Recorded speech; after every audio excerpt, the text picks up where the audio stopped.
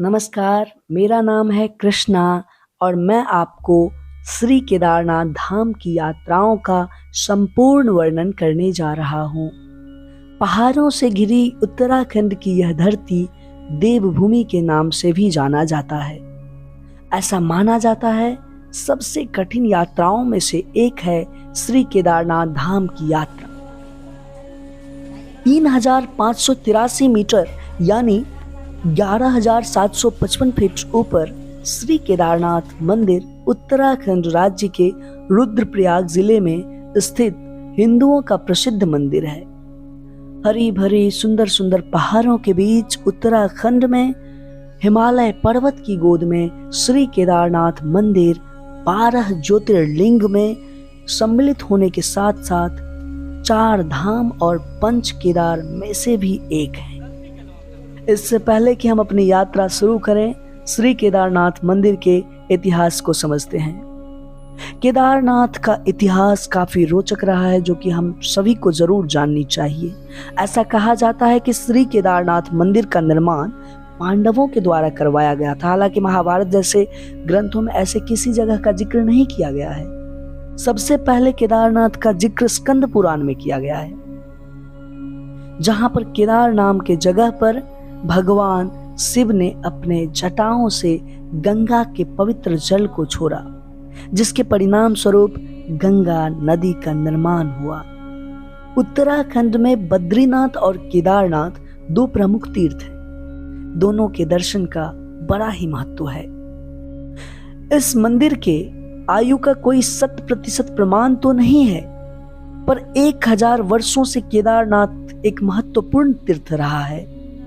यात्रा के दौरान आने वाले सभी कठिनाइयों एवं सुविधाओं के बारे में हम पूरे डिटेल्स में आपको बताएंगे। इसलिए अगर आप श्री केदार जाने के बारे में सोच भी रहे हैं तो यह वीडियो आपके लिए अत्यंत आवश्यक है, क्योंकि हम इस वीडियो में बताएंगे कि श्री केदारनाथ धाम कब जानी चाहिए, कैसे जानी चाहिए, ट्रैवल कॉस्ट कितना है, ट्रांसपोर्टेशन और जो जरूरी सलाह सुझाव होंगे वो आपके साथ साझा करने वाले हैं। इसलिए आपसे अनुरोध है कि कृपया वीडियो अंत तक अवश्य देखें। इस वीडियो में हम अपने सफर के बारे में पूरे डिटेल्स में आपको बताएंगे।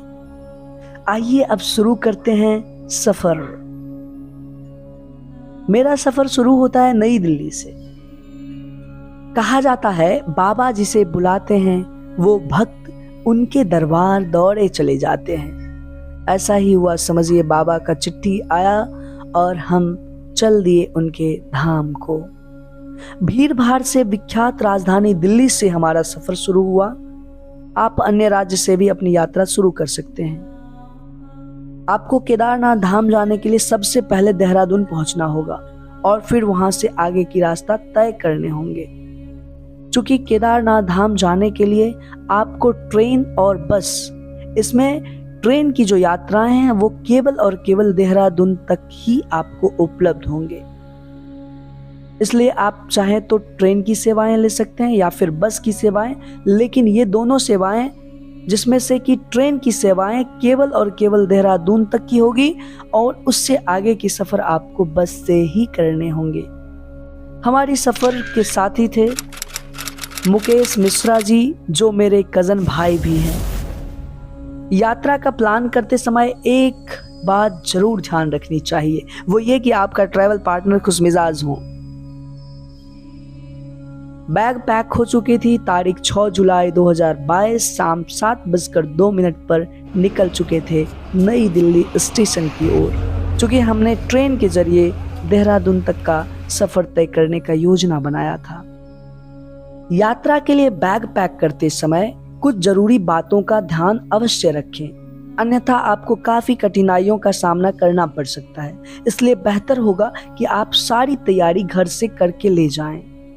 अपने बैग में दवाई, जो सामान्य तौर पर प्रायः लोग यूज करते हैं, अवश्य कैरी करें।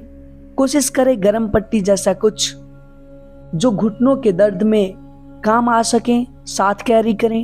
जब भी आप कभी श्री केदारनाथ धाम आए तो मैं आपको एक चीज़ कहना चाहता हूँ, आप हमेशा रेनकोट लेके आएँ और एक अगर 2 नहीं हो सके तो कम से कम 1 जरूर लाएं, क्योंकि आप यहाँ के जो क्लाइमेट है इसका हिसाब किताब देख सकते हैं।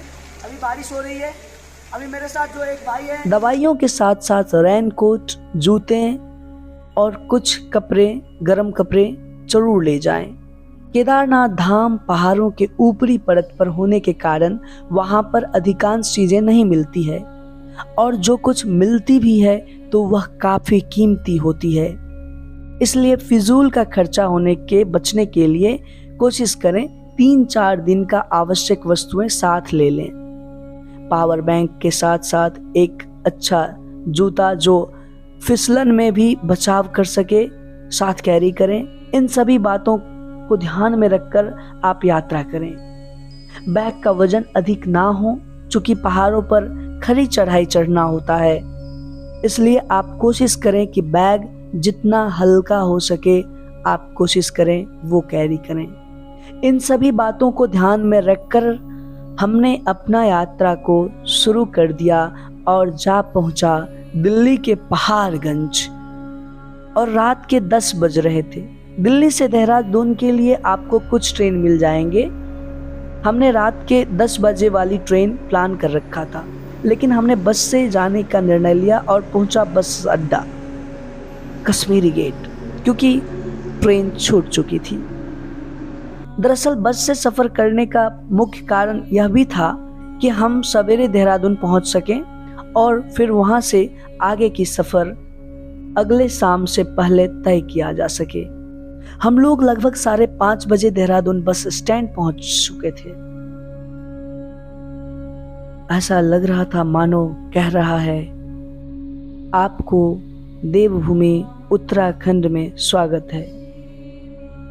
आपको देवभूमि उत्तराखंड में स्वागत कर रही यह सुहाना मौसम आपसे बार बार पूछ रही होती है कि आपको कहाँ जाना है, हरिद्वार, ऋषिकेश या फिर महादेव का अलौकिक धाम केदारनाथ, बद्रीनाथ। वास्तव में उत्तराखंड की खूबसूरती का कोई जवाब नहीं। यहाँ आकर आप प्रकृति के गोद में आराम से आराम कर सकते हैं। चारों ओर प्रकृति का यह अनोखा नजारा भला और कहाँ। खैर, हमें आगे अगले सफर के लिए स्वयं को केंद्रित करना था। हमने देहरादून बस स्टैंड से सोनप्रयाग के लिए बस का इंतजाम किया। केदारनाथ के लिए हम लोग देहरादून से आगे निकल चुके हैं, और ये जो साइड जो दिख रहा है ये आपको रुद्रप्रयाग के रूट की है। बारिश की झोंके बार बार मानो कह रहा हो कि चलो बटोही, आगे चलो। हम लोगों ने उस झमाझम बारिश के थमते ही सोनप्रयाग जाने वाली बस में बैठ गए। यह बस सोनप्रयाग के लिए जाएगी और हम बैठे हुए थे बस के खिड़कियों के पास। कुछ ही किलोमीटर आगे बढ़ने के बाद हमें एक साइन बोर्ड दिखा। उस बोर्ड पर लिखा हुआ था, धाम में सभी श्रद्धालुओं। पहाड़ पर बस की चढ़ाई शुरू हो गई। महादेव की जब भी बात हो और केदारनाथ जी का बात हो तो ये मैं और आई एम श्योर मुकेश भी उस वक्त उस ठंडी हवाओं में प्रकृति का उस अनोखा संगम का स्वाद ले रहा था। चढ़ाई जो हमें ऊंचाई की ओर लिए जा रहा था, दिल का धड़कन तेज धड़कने लगा था और रास्ते भी धीरे धीरे कठिन होने जा रहा था। उस वक्त मुझे एक कविता याद आ रहा था जो कभी बचपन में स्कूल के दिनों गुनगुनाया करता था, और ये कविता आरसी प्रसाद जी के द्वारा जीवन की झरना पर लिखा गया है। यह जीवन क्या है, निर्झर है, मस्ती ही इसका पानी है, सुख दुख के दोनों तीरों से चल रहा राह मनमानी है। कब फूटा गिरी के अंतर से, किस अंचल से उतरा नीचे, किस घाटी से बहकर आया समतल में अपने को खींचे। निर्झर में गति है, जीवन है, या आगे बढ़ता जाता है। धुन एक सिर्फ है चलने की, अपनी मस्ती में गाता है। बाधा के रोड़ों से लड़ता, वन के पेड़ों से टकराता, बढ़ता चट्टानों पर चढ़ता, चलता यौवन से मदमाता। लहरें उठती है गिरती है, नाविक तट पर पछताता है, तब यौवन बढ़ता है आगे, निर्झर बढ़ता ही जाता है। निर्झर कहता है बढ़े चलो, देखो मत पीछे मुड़कर। यौवन कहता है बढ़े चलो, सोचो मत होगा क्या चलकर। चलना है केवल चलना है, जीवन चलता ही रहता है। रुक जाना है मर जाना ही, निर्झर यह झर कर कहता है। इस कविता के भावार्थ से आप ये समझ गए होंगे कि जीवन वास्तव में क्या है। हमारी भागदौड़ और रफ्तार कहीं ना कहीं सुकून छीन लेता है। यह कैसा जीवन है जो मशीनों की दुनिया में हमें जकड़ कर रखा है। आप एक बार केदारनाथ धाम आइए, सब कुछ जो वाहियात का जीवन का हिस्सा बन चुका है, उससे कहीं दूर चैनियत भरी लंबी सांस लेने का अवसर मिलेगा। अब तक हम हजारों फीट ऊपर आ चुके थे। कभी वर्षा तो कभी हल्की हल्की हवाएं मौसम के वातावरण में हमें ढलने की प्रयास कर रहे थे। हम बार बार टेम्परेचर के घटते क्रम को नोटिस कर रहे थे। 2 घंटे चढ़ाई करने के बाद हमें रुद्रप्रयाग का वास्तविक अर्थ समझ में आने लगा था। रपटीली भरी रास्ता, किनारों का ढलान और पहाड़ों का आसमान छूता हुआ ऊंचाई मन ही मन कंपन सा महसूस करवा रहा था। रास्ते में बस एक बार रुकती है जो 10 से 15 मिनट के लिए आपको कहा जाता है आप अपने आवश्यकता की सामग्री ले लें अथवा कुछ खा पी लें। यह स्टॉप लगभग श्रीनगर के करीब की होती है, जो कि रुद्रप्रयाग से पहले आती है। चूंकि रास्ता बहुत पतली होती है, इसलिए कभी भी पहाड़ों के ऊपरी सतह पर यातायात जाम होने के कारण हो सकता है आपका बस आपको श्रीनगर ही ड्रॉप करें और कहा जाए कि आगे की सफर अगले बस से ले जाएगी। बस कंडक्टर ने हमें आकर जानकारी दिया कि बस यहां से आगे नहीं जा पाएगी।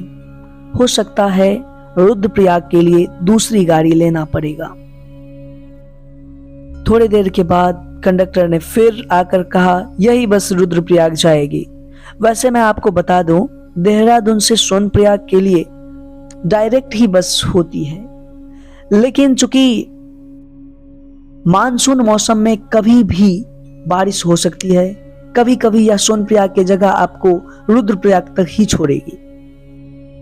सोनप्रयाग तक जाने के लिए रुद्रप्रयाग से सोनप्रयाग तक की दूरी 85 किलोमीटर की है, जो पिछले 200 किलोमीटर से अधिक खतरनाक और रपटीली रास्ता होती है। एक बार फिर से हमें रुद्रप्रयाग से सोनप्रयाग तक के लिए आसमानी सफर करना था। आएंगे उसके बाद जाकर ही सोनप्रयाग जा सकते हैं, क्योंकि सोनप्रयाग का डायरेक्ट गाड़ी थाने बस्ती नहीं, तो हमें पहले रुद्रप्रयाग जाना पड़ेगा और उसके बाद जाकर के हम लोग सोनप्रयाग जाएंगे। और आज का हिस्ट्री रहेगा सोनप्रयाग में। सफर शुरू हो चुकी थी। हम हजारों फीट ऊपर पहले से अधिक खतरनाक रास्ते को तय करने जा रहे थे। यहाँ पर मेरा एक रिकमेंडेशन है आप सभी के लिए, अगर आप पर्सनल व्हीकल से केदारनाथ धाम जा रहे हैं तो मैं आपको यह सजेस्ट करूँगा कि आप कोशिश करें कि अपना वाहन से ना जाएं। इसका मुख्य कारण यह है कि आपके पास जो लाइसेंस होता है वो हिल एरिया लाइसेंस नहीं होता है, जबकि एक बस ड्राइवर के पास हिल एरिया लाइसेंस होता है और वो वहाँ पर प्रायः बराबर उसी बस से यात्रियों को लाने ले जाने का काम करते हैं। रास्ता अत्यंत खतरनाक है। और हम हजारों फीट ऊपर हैं। इस तरह हमने अपना सफर सोनप्रयाग तक किया और इस बार हमें यह बस सोनप्रयाग में तकरीबन 6:30 बजे शाम पहुंचा दिया। हम ऐसा कह सकते हैं कि नॉर्मली दिल्ली से सोनप्रयाग आपको 15 से 18 घंटे तक में पहुंचा देगी। अब हम सोनप्रयाग में थे और यहाँ का मौसम का क्या ही कहना, बर्फीली मौसम जैसा मानो समय के शीतलहर में हम आ पहुंचे हैं। ऐसा लग ही नहीं रहा था कि हम जुलाई में भारत के इस मौसम से रूबरू हो रहे हैं। केदारनाथ धाम जाने वाले यात्रियों के लिए सोनप्रयाग ठहरना एक उचित निर्णय हो सकता है। इसका 2 मुख्य कारण है। एक तो यह गौरीकुंड से तकरीबन 6 किलोमीटर की दूरी पर है। दूसरी बात कि यहाँ ठहरना गौरीकुंड के ठहरने के बजाय काफी अफोर्डेबल होता है। आप 100 रुपया देकर भी रात बिता सकते हैं, क्योंकि यहाँ पर टेंट की व्यवस्थाएं भी दी जाती है। वैसे 500-1000 के रेंज में आपको कमरा मिल जाएगा। काफी सारे होटल्स आप वहां भोजन कर सकते हैं और रात्रि में विश्राम कर सकते हैं। विश्राम सोनप्रयाग में करके सवेरे सवेरे गौरीकुंड के लिए रवाना हो सकते हैं और फिर गौरीकुंड से पैदल यात्रा शुरू करके अगले 16 किलोमीटर की चढ़ाई चढ़ना होता है। यहाँ से गाड़ियों का प्रबंध बिल्कुल निषेध है। हम सोनप्रयाग तक बस से आ सकते हैं और अगर आप सोनप्रयाग से गौरीकुंड जो कि 6 किलोमीटर की दूरी पर है जा सकते हैं। छोटी गाड़ियों से वहां पर जीप अवेलेबल होते हैं। ये आपसे पैसेंजर के हिसाब से 40 से 50 रुपया लेंगे और गौरीकुंड तक ले जाएंगे। हमने ना सोनप्रयाग रात गुजारा और ना ही कोई गौरीकुंड के लिए गाड़ी लिया, बस कदम बढ़ाते हुए चल दिए।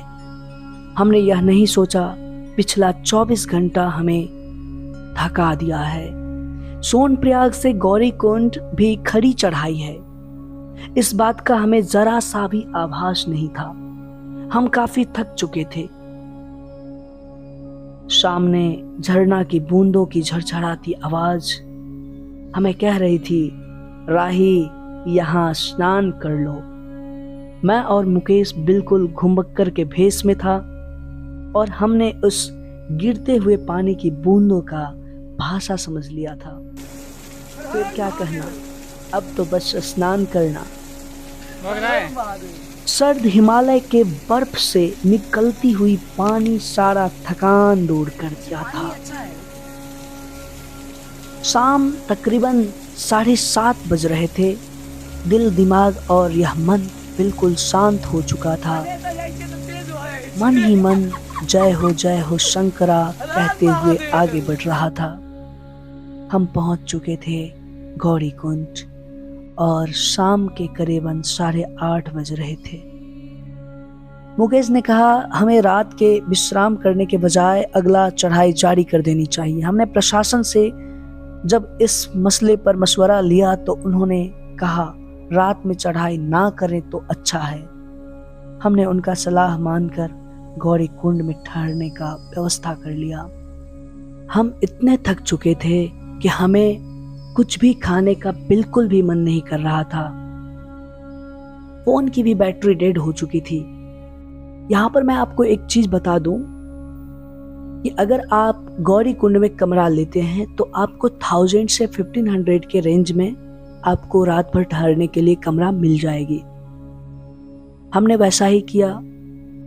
गौरीकुंड में एक कमरा लिया और वहां पर आराम से कुछ घंटों की नींद लिया। Hi everyone, this is Krishna Misra and this particular blog will mix in Hindi or English because मेरे साथ जो एक भाई साहब हैं इनको हिंदी में समस्या है और बंगाली मुझे आता नहीं क्योंकि ये बंगाल से हैं। एनीवे, ये हैं हमारे Mukesh sir. Mukesh ji, good morning. This morning is very very beautiful. आप देख सकते हैं यहाँ पे जो नज़ारा है, ये हमारा रूम का सीन है। हमने जो रूम लिया था वो रूम ये रहा, और ये हैं यात्री सब जो जा रहे हैं। अभी हम लोग भी कुछ देर के बाद निकलेंगे। तो यहाँ पे जितने भी यात्री आते हैं जो केदारनाथ के लिए स्पेशली 5-6 घंटे की नींद के बाद जब आंखें खुली और हमने अपना दरवाजा खोला तो मानो खुशियां की एक नई सुबह दिख रही थी। कमरा ठीक गौरी कुंड से केदारनाथ धाम जाने वाली रास्ता के ऊपर था, जहां हम खड़े होकर उस मनहर नजारे का महसूस कर रहे थे। अब अगले 16 से 20 किलोमीटर की चढ़ाई के लिए हमें निकलना था। फ्रेश होकर हमने कुछ खाया और फिर करीबन 8:30 बजे गौरी कुंड से श्री केदारनाथ धाम के लिए प्रस्थान कर दिए, वो भी पैदल। यहाँ एक और चीज मैं बताते आगे बढ़ूंगा कि अगर आप पैदल नहीं जा सकते हैं, अगर आप पैदल चढ़ाई 16 से 20 किलोमीटर नहीं कर सकते हैं, तो आपके लिए यहाँ पर घोड़े की व्यवस्था है। आप चाहें तो पिट्ठू के भी हेल्प से जा सकते हैं धाम पर, और फिर डोली की भी व्यवस्था होती है। आप जोन सी व्यवस्था चाहें कर सकते हैं, और सबके अलग अलग कीमत है। कोशिश करें घोड़ा या फिर पिट्ठू या फिर डोली, जिन चीजों से आप जाएं उसके लाइसेंस का, उसके ऑफिशियल टिकट अवश्य कटाएं।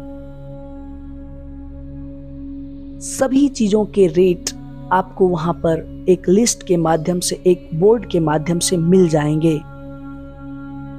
बीते दिनों हमने बस के जरिए ऊंचाई पर चढ़ने का डर को खत्म तो कर दिया था। अब बारी था पैदल चलकर इस सुनहरे मौसम में प्रकृति के आंगन में पहाड़ों के नजाकत भरा नजारा देखना। हम घोड़ा पड़ाव होते हुए रामबारा और उससे आगे बढ़ते जा रहे थे।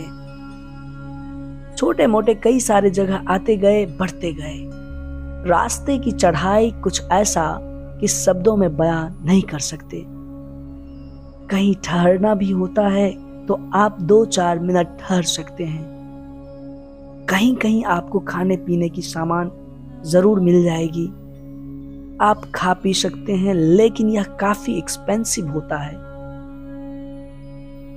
इसलिए मैं आपको यह भी यहां पर रिकमेंड कर दूं कि जब भी आप यात्रा शुरू करें तो कोशिश करें 1 से 2 दिन का बैकअप जरूर अपने बैग में रख लें।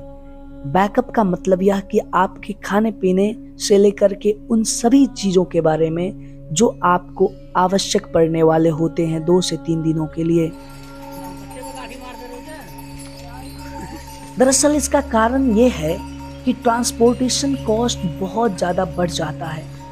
यहाँ पर कोई गाड़ियाँ नहीं आती है जो यहाँ के जो बेचने वाले दुकानदार होते हैं उनके लिए सामान लाया जा सके, तो यहाँ पर यातायात की सुविधा नहीं होती है। आप इस बात से अंदाजा लगा सकते हैं। यह है केदारनाथ की खूबसूरती, यही है प्रकृति का मजा, आप देख सकते हैं। और जल इतना शुद्ध होता है, जो हमारे नल में आता है पानी उससे भी ज्यादा शुद्ध मैं कह नहीं सकता।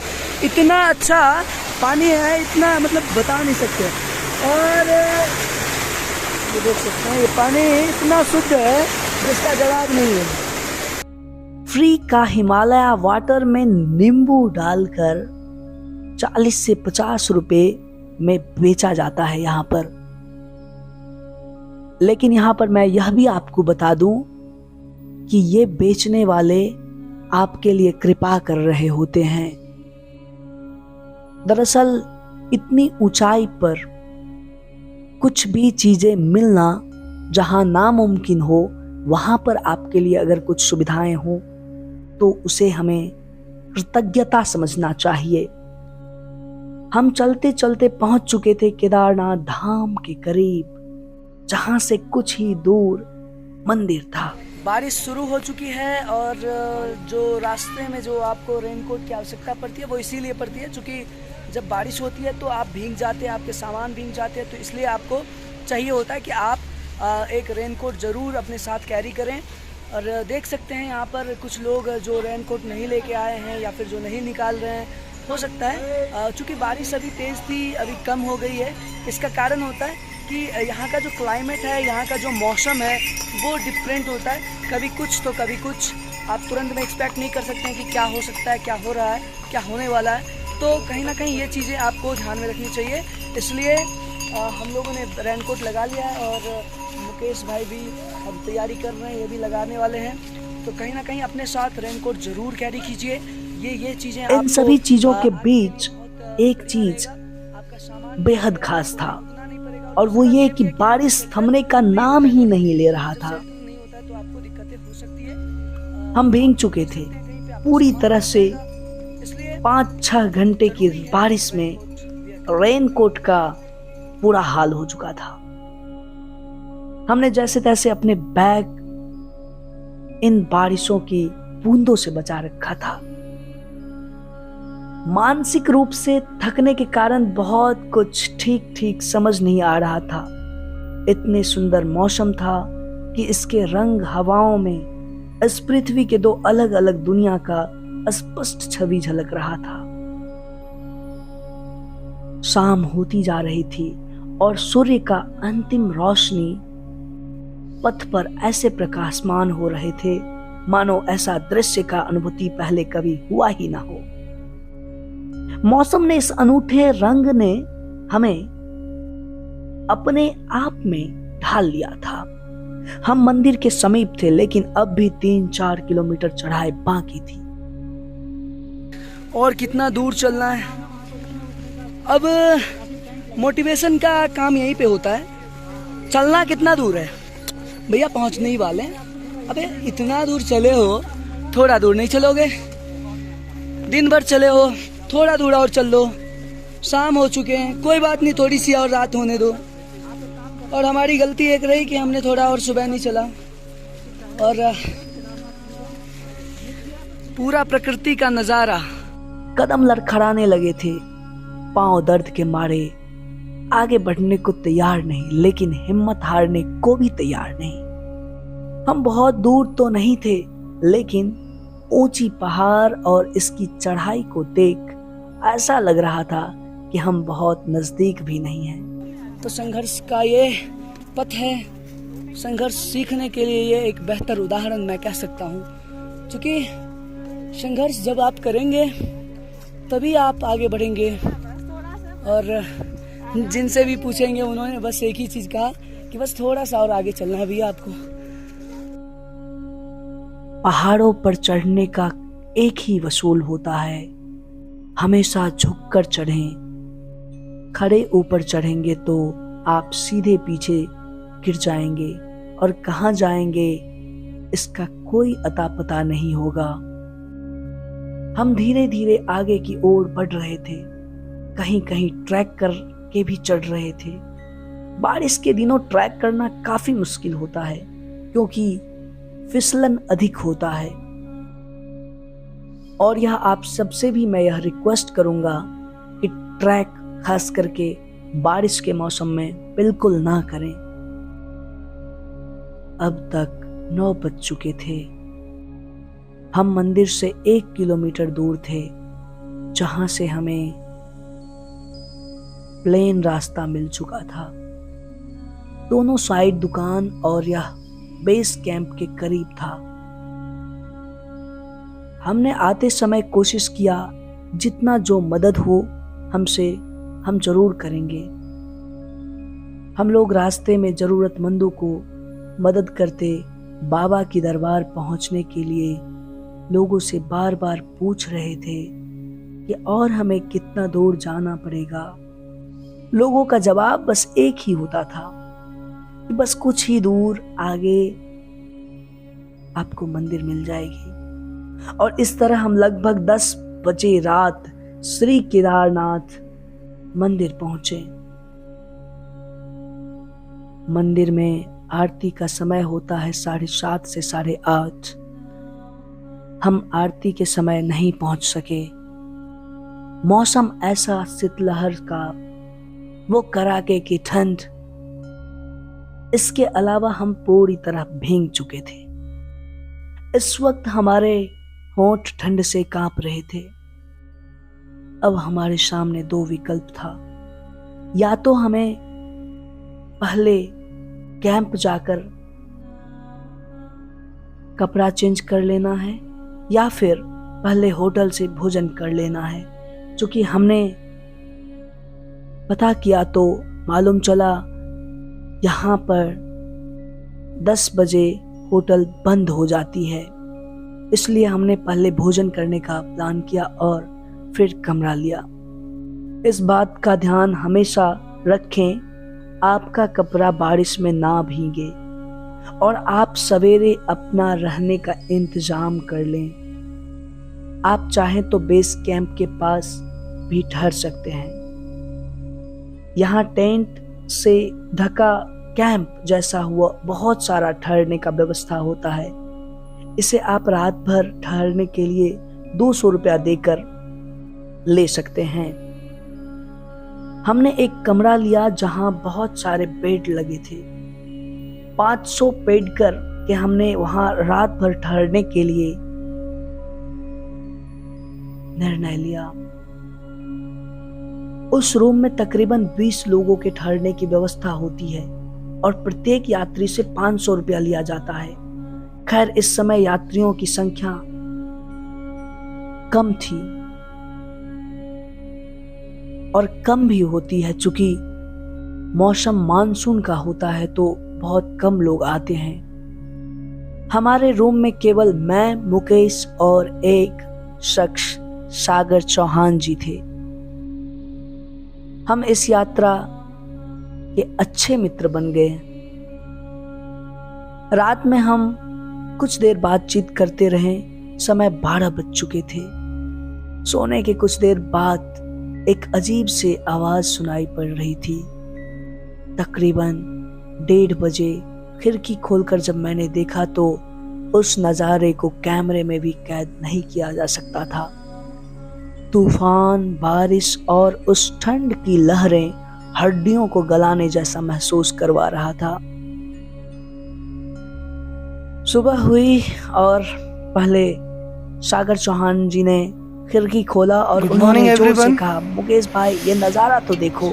ओ माय गॉड, हर हर महादेव। बाहर बिल्कुल केदारनाथ हीरा की तरह झलक रहा था।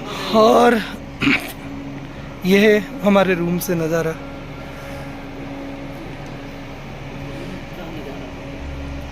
अभी तो हम 4th फ्लोर पर थे और ये जो यहाँ गोल्डन से टॉप दिख रहा है वो श्री मंदिर का परिसर टॉप के है। पीछे का नजारा देख पा रहे थे।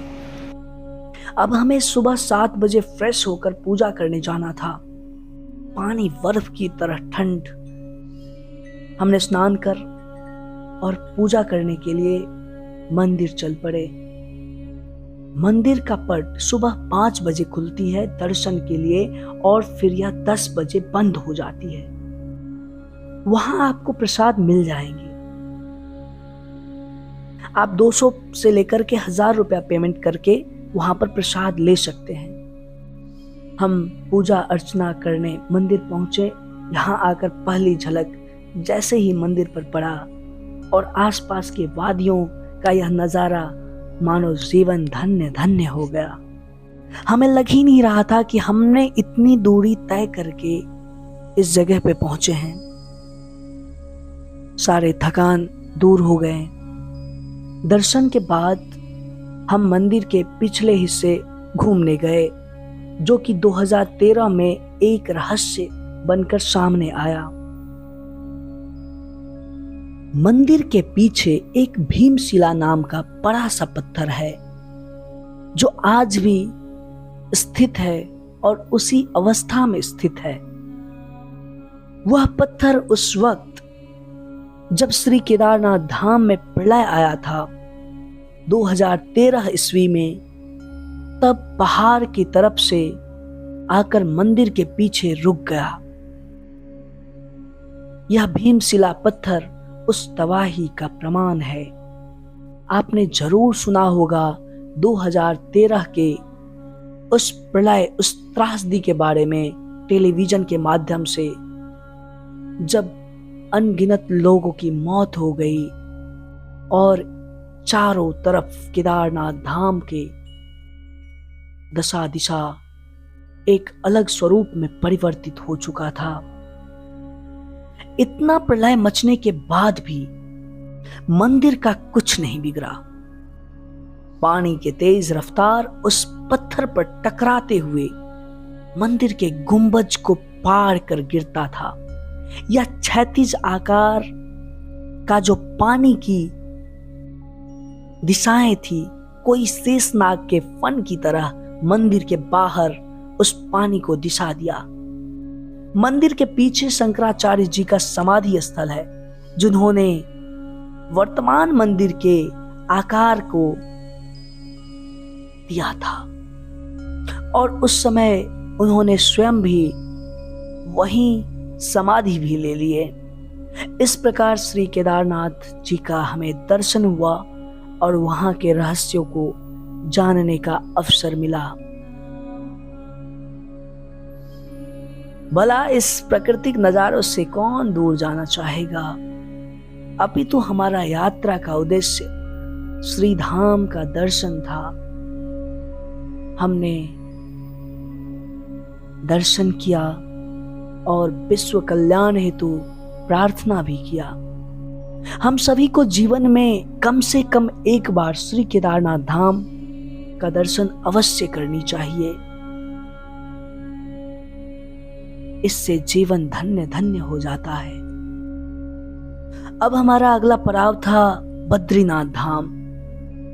हम श्री केदारनाथ धाम से वापसी के लिए निकल पड़े। हमें आते वक्त यह खबर मिली, अमरनाथ धाम की यात्रा में बादल फटने से कुछ लोगों की असामयिक मौत हो गई है, और बारिश का ना रुकना कहीं ना कहीं श्री केदारनाथ धाम की यात्राओं के लिए भी कुछ खतरनाक अनावश्यक सूचनाएं जारी करने लगी थी। हम केदारनाथ धाम से 10:30 बजे सुबह के वापसी के लिए निकले थे, और लगातार बारिशों के कारण सभी कपड़े पूरी तरह भीग चुके थे, और इसके कारण बैग का वजन भी बढ़ चुका था।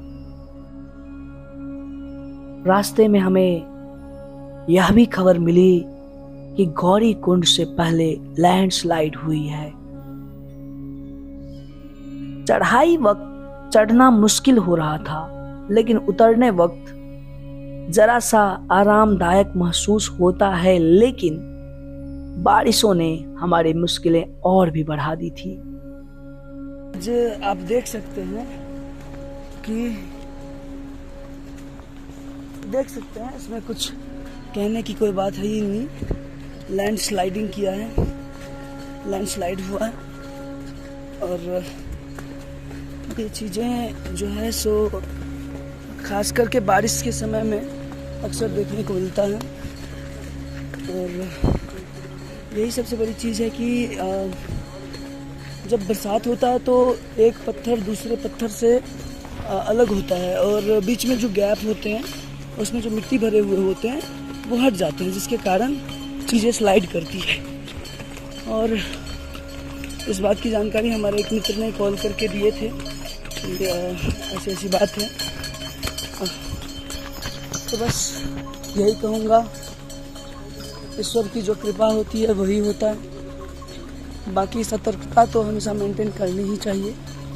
बहुत सारे लोग जाते आते हैं, और यही वो समय है जब महादेव साक्षात आपको दर्शन देंगे, तो कहीं ना कहीं रिस्क तो आपको लेना ही पड़ता है।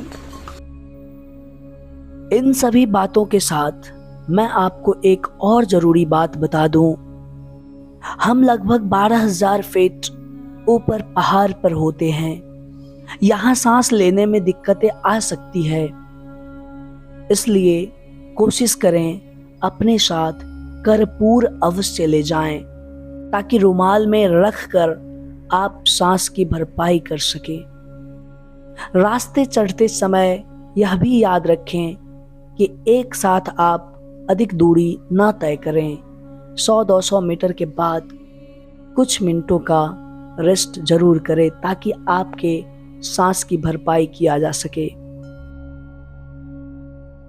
अधिक फिसलन जगह होने के कारण हमें बहुत संभल कर उतरना पड़ रहा था। लगभग 10 घंटे की मशक्कत के बाद हम गौरीकुंड पहुंचे। पांव का हालत बद से बदतर हो चुका था।